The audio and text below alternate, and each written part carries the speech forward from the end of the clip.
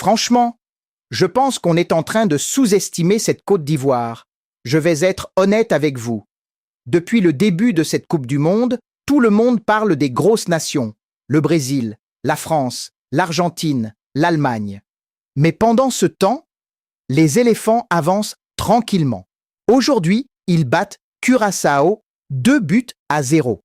Ils se qualifient et surtout, ils montrent qu'ils ont appris de leur défaite contre l'Allemagne.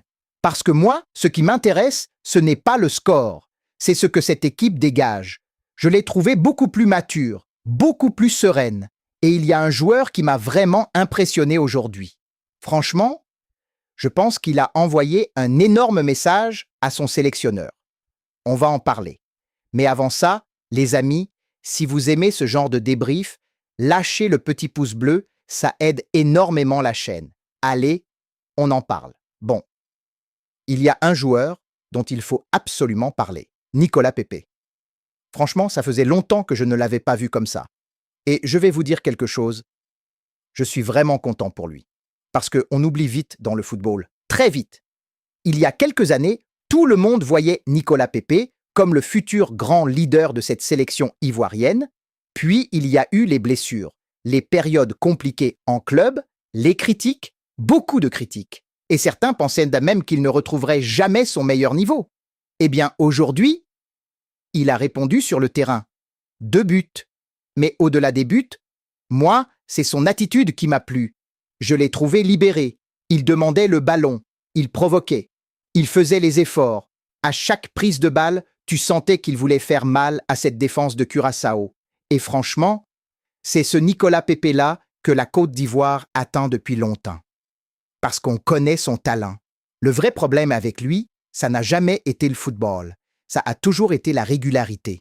Aujourd'hui, il a envoyé un vrai message. Pas seulement aux sélectionneurs. À tous ceux qui avaient commencé à douter de lui. Maintenant, il va falloir confirmer. Parce que les matchs à élimination directe, ce n'est plus la même histoire. Tu n'as plus le droit à l'erreur. Mais si Nicolas Pepe continue à jouer avec cette confiance, franchement, la Côte d'Ivoire devient une équipe beaucoup plus dangereuse qu'on ne l'imagine. Maintenant, il y a autre chose qui m'a vraiment plu aujourd'hui. C'est la réaction de cette équipe.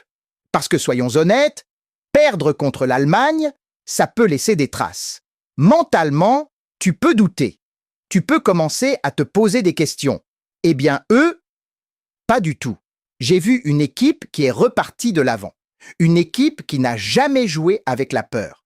Et ça, franchement, c'est un très bon signe. Les grandes sélections, ce n'est pas celles qui ne perdent jamais. Les grandes sélections, c'est celles qui savent répondre après une défaite. Et aujourd'hui, la Côte d'Ivoire a répondu. Par contre, je vais quand même mettre un petit bémol, parce que je trouve que cette équipe peut encore faire beaucoup mieux avec le ballon. Il y a eu des situations où elle pouvait tuer le match beaucoup plus tôt. Certaines dernières passes étaient mal choisies. Quelques transitions auraient pu être mieux jouées. Face à Curaçao, ça passe. Mais contre une grosse nation, ces petits détails peuvent coûter très cher. Et je pense que le sélectionneur le sait, parce que maintenant, on entre dans une autre compétition, les matchs à élimination directe. Et là, chaque occasion ratée peut faire la différence. Mais malgré ça, je ressors de ce match avec une impression très positive. Franchement, cette Côte d'Ivoire commence vraiment à prendre de l'épaisseur.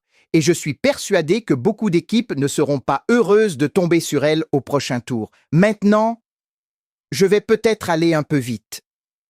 Mais cette Côte d'Ivoire commence sérieusement à m'intriguer. Parce que plus je la regarde, plus je me dis qu'elle peut faire quelque chose dans cette Coupe du Monde. Attention, je ne suis pas en train de dire qu'elle va la gagner. Calmons-nous. Mais je pense que beaucoup d'équipes se trompent sur son niveau. Et c'est peut-être sa plus grande force. Personne ne l'attend vraiment. Pendant que tout le monde regarde les favoris, les éléphants avancent tranquillement, sans faire de bruit. Et franchement, ça me plaît. Parce que cette équipe ne cherche pas à impressionner. Elle joue, elle reste disciplinée, elle attend le bon moment, et quand elle frappe, elle fait mal. Par contre, il va falloir élever encore le niveau. Parce que maintenant, on change de dimension. Les matchs couperets, ce n'est plus la phase de groupe. Tu n'auras plus une pile d'occasions, tu en auras peu. Et il faudra la mettre au fond. C'est pour ça que j'attends beaucoup de cette équipe au prochain tour. Parce que je pense qu'on va enfin savoir de quoi elle est réellement capable. Une chose est sûre, avec un Nicolas Pepe dans cette forme, une équipe qui retrouve de la confiance et un groupe qui monte en puissance au bon moment, la Côte d'Ivoire n'aura peur de personne.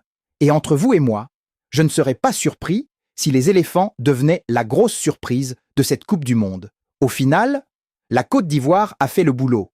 Qualification, victoire, clean sheet, mission accomplie. Maintenant, les choses sérieuses commencent. Et je vais vous dire une chose.